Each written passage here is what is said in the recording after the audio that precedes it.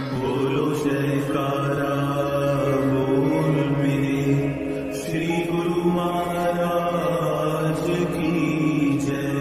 श्री सद्गुरुदेव भगवान की जय।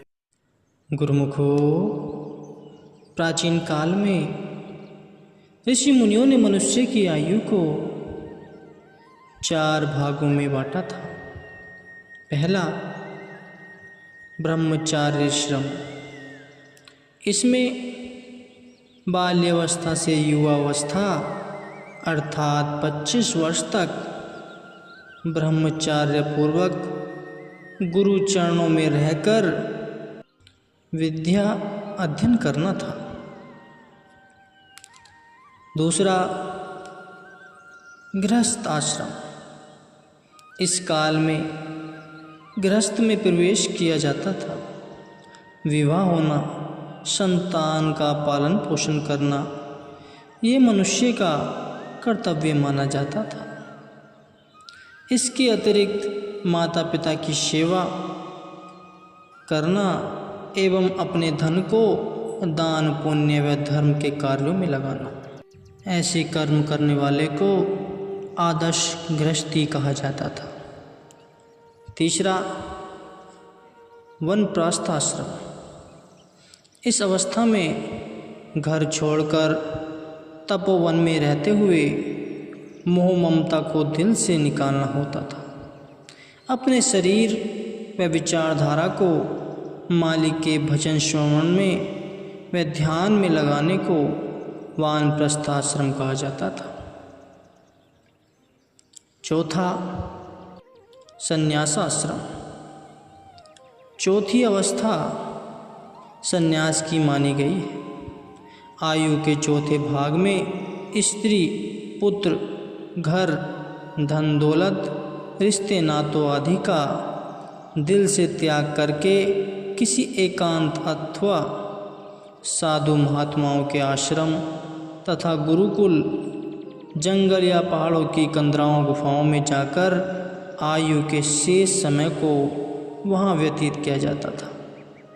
भजन अभ्यास और साधना से आत्मा का साक्षात्कार करना ही मनुष्य का अंतिम ध्येय था।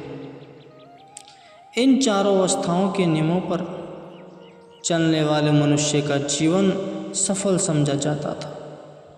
परंतु आज के युग में इन नियमों पर चलना सबने नितांत विस्मृत कर दिया है। अपितु ऐसा कहा जाए कि वर्तमान काल में प्राचीन मर्यादा अधिकांशतः लुप्त हो चुकी है, तो ऐसा कहना अनुचित न होगा। इसलिए वर्तमान समय में जनसाधारण की 3 अवस्था देखकर किसी एक महात्मा जी ने मनुष्य की 100 साल की आयु को 10 भागों में बांटा। नंबर 1, जन्म से लेकर 10 वर्ष की आयु तक मनुष्य के मन में खेलने कूदने का शौक रहता है। इन दिनों में खाने पीने की कोई चिंता नहीं होती। यह निश्चिंता की अवस्था होती है। दूसरा, 10 वर्ष से ऊपर उठने पर 20 वर्ष की अवस्था तक यौवन का ऐसा प्रबल नशा रहता है जैसे कि शेर जंगल में गरजता और दहाड़ता है। इसी तरह यह मानव भी यौवन के मद में अपने तुल्य किसी को न समझ धरती से ऊंचा ऊंचा चलता है। तीसरा, 30 वर्ष की आयु तक पहुँचते पहुँचते मनुष्य परिणय सूत्र में बंध जाने पर संतान प्राप्ति का इच्छुक रहता है। यहीं से ही मोह ममता के बंधन की नींव पड़ जाती है। चौथा, 40 वर्ष की आयु में स्त्री, पुत्र, परिवार आदि खाने तथा पढ़ाई इत्यादि के लिए खर्च मांगते हैं। उनकी इच्छा पूर्ति के लिए मनुष्य को अधिक से अधिक परिश्रम करना पड़ता है। कभी तो इच्छा न होने पर भी बरबस काम करना पड़ता है। जैसे बैल के गले में जुआ पड़ा होता है, किसान डंडे मार मार कर उसे गाड़ी व हल में जोतता है। इस तरह 40 वर्ष की आयु में परिवार पालने हेतु धनोपार्जन करने की मनुष्य के गले में जुआ पड़ा जाता है, अर्थात वह दिन रात धन प्राप्ति के लिए कार्यों में जुटा रहता है। 5वां, 50 वर्ष की आयु में पहुंचने पर घर के बहुत से काम धंधे व झमेले बढ़ जाते हैं, जिनमें कि वह मकड़ी की भांति जाल में फंसता रहता है। उनसे किसी भी प्रकार से छूट नहीं पाता। पुत्र पुत्रियों के विवाह की चिंता, साथ ही घर के खर्च की चिंताओं में डूबा रहता है। यद्यपि इन झंझटों से मुक्त होना चाहता है, लेकिन सांसारिक कार्य व्यवहारों में ऐसा धंसा होता है कि उनमें से निकल नहीं सकता। 6, 60 वर्ष की उम्र तक जब पहुंचता है तो घर में बहुएं आ जाती हैं। वे कहती हैं, पिताजी आपके हर समय घर में रहने से हमें मुंह ढाँक कर रहना पड़ता है। हम स्वतंत्रता पूर्वक न घर में चल सकती हैं, न किसी को बातचीत कर सकती हैं। इसलिए आप चारपाई डालकर वहीं बैठा कीजिए, रोटी पानी हम वहीं पर आपको पहुंचा देंगे। अतः आप बार बार अंदर आने का कष्ट नहीं करें। शरीर के समस्त अंग शिथिल पड़ जाने के कारण आश्रम के लिए लाठी को उठाना पड़ता है। हाथ में लाठी को देखकर घर वाले यही कहते हैं कि कुत्ते आकर हमें तंग करते हैं, इनका भी जरा ख्याल रखा करें। अब लाठी से उस कुत्ते को हाँकने का काम नहीं करना पड़ता। इस प्रकार 60 साल की आयु में मनुष्य को घर से बाहर डेरा डालना पड़ता है। नंबर 7, 70 वर्ष की आयु में पहुंचने पर मनुष्य घर वालों की दृष्टि में बेहतरा अर्थात बुद्धिहीन समझा जाता है। पुत्र पोते उससे किसी काम की सलाह नहीं लेते। वे लोग बूढ़े से स्वयं को अधिक समझकर उनकी बातों पर ध्यान नहीं देते। यदि बूढ़ा कभी अपनी ओर से उनकी भलाई के लिए कुछ भी कह देता है तो तब वे कहते हैं कि बाबा तुम व्यर्थ में हमारी किसी भी बात में टांग मत अड़ा करो। इस प्रकार उनके दारुण वचन सुनकर बेचारा बूढ़ा दिल मसोस कर रह जाता है।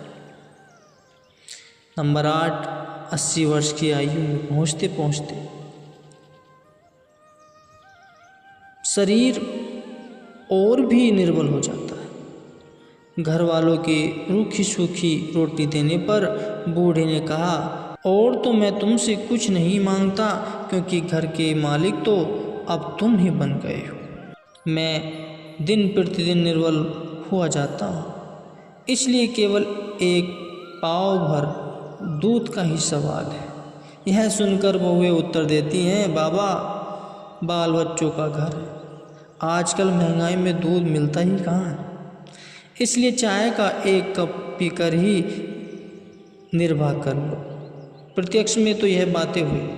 अंदर जाकर बहुएं फुसफुसाने लगी कि खाते खाते तो बूढ़े के दांत घिस गए, परंतु जीवा का रस अभी तक नहीं गया। इधर बूढ़ा भी मन में कूदने लगा कि सारी आयु इनके लिए परिश्रम करता रहा, लेकिन अब मेरे अधिकार पाव भर दूध का भी नहीं रहा।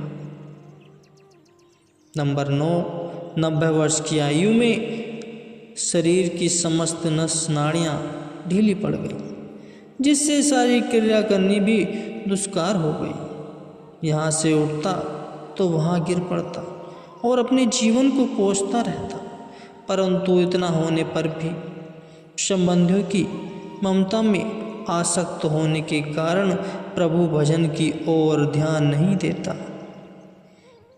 नंबर 10, 100 वर्ष की आयु में मित्र संबंधी तो कूच कर जाते हैं, सांत्वना देने वाला कोई नहीं होता। बहुए व पोते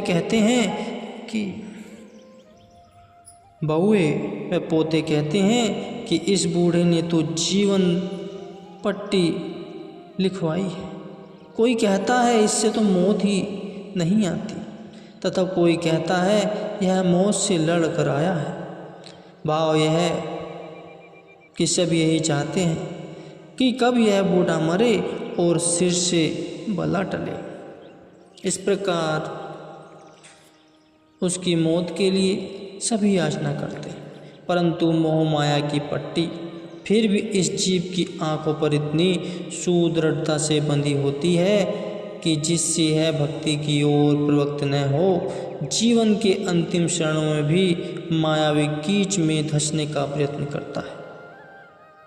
यह है मनुष्य के 100 साल की आयु का चित्र, जो प्रारंभ के 25 वर्ष के पश्चात मानव की तृष्णा बढ़ जाने के कारण जीवन दुख व कष्टों से परिपूर्ण होता जाता है। जो मनुष्य इस प्रकार संसार में अज्ञान पूर्वक समय व्यतीत करेगा, मरणोपरांत उसकी आत्मा को 84 लाख योनियों के कष्ट अवश्य भोगने पड़ेंगे। वे जीव कितने भाग्यशाली हैं जो अपने संचित संस्कारों अथवा दैव योग से सत्पुरुषों की संगति प्राप्त कर मोह ममता के झमेले से बचने का प्रयत्न करते हैं तथा संसार में कमल की भांति न्यारे रहते हैं और मानव जन्म के लक्ष्य को एवं संसार की नश्वरता को समझते हुए भजन अभ्यास व सत्संग के शाश्वत सुख पर सांसारिक सुखों का बलिदान कर देते हैं। ऐसे गुरुमुखों का जीवन संसार में धान्य समझा जाता है। मरने के बाद उनकी रूह को 84 लाख योनियों के कष्ट नहीं भोगने पड़ते और वे मरणोपरांत मालिक के चरणों में ही लीन हो जाते हैं। गुरुमुखों